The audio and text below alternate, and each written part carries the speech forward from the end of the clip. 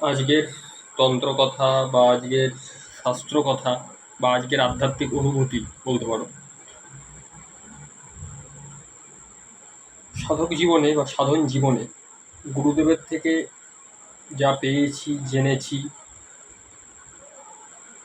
তার মূল কথা বা তার সারবস্তু হলো সাধক বা সাধিকা বা আধ্যাত্মিক ব্যক্তি যে স্থানেই থাকুক না কেন, সেই স্থানে থেকেই সমগ্র পৃথিবী তথা দেশকে জানিয়ে দিতে চায় সাধকের লক্ষ্য। সাধকের লক্ষ্য কী?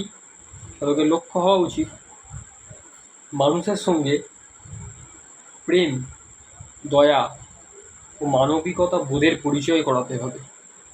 যেখানে অন্ধকার আছে সেখানে আলো জ্বালাতে হবে, যেখানে ভয় আছে সেখানে ভক্তি আনতে হবে,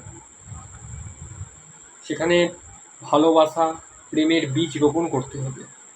ধৈর্য, সহ্য ক্ষমতা, সহনশীলতা, শুভ চিন্তা, সর্বোপরি শ্রদ্ধা ও ভক্তি, আর ধৈর্যের সুন্দর প্রদীপ মনের মধ্যে জ্বালতে হবে।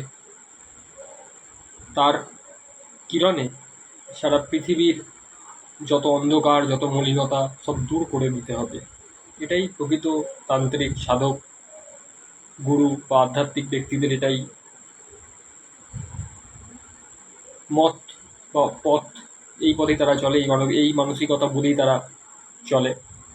এবং এইটুকু কৃপা গুরুদেবের কাছে, ইষ্টর কাছে সাধক সাধিকারা প্রার্থনা করে, এবং এই শক্তি নিয়েই সাধক তার সাধন জীবনে এগিয়ে চলে, ভক্তদের কল্যাণ করবার জন্য, মানুষের কল্যাণ করবার জন্য, শুভ বুদ্ধি সম্পূর্ণ হওয়ার জন্য, সমাজ বিকশিত হওয়ার জন্য। তো আজকের এইটা স্বাস্থ্যবাণী, আধ্যাত্মিক বাণী তোমরা মেনে চলো। ভালো লাগলে অবশ্যই জানাও কমেন্ট করে, সাবস্ক্রাইব করো, চ্যানেলটাকে শেয়ার করো, লাইক করো। কে কী বিষয়ে জানতে অবশ্যই জানাও। তন্ত্র কথা তোমাদের চ্যানেল, সবার চ্যানেল। স্বাস্থ্য কথা, স্বাস্থ্য জ্ঞান, আধ্যাত্মিকতা, তন্ত্র, জ্যোতিষ, বিভিন্ন বিষয় নিয়ে আলোচনা করা হয়। তো আমি গুরুজি অভিষেক, গুরুজি আনন্দনাথ তোমাদের কাছে ছিলাম, মায়ের কৃপায় থাকবো। ভালো থেকো,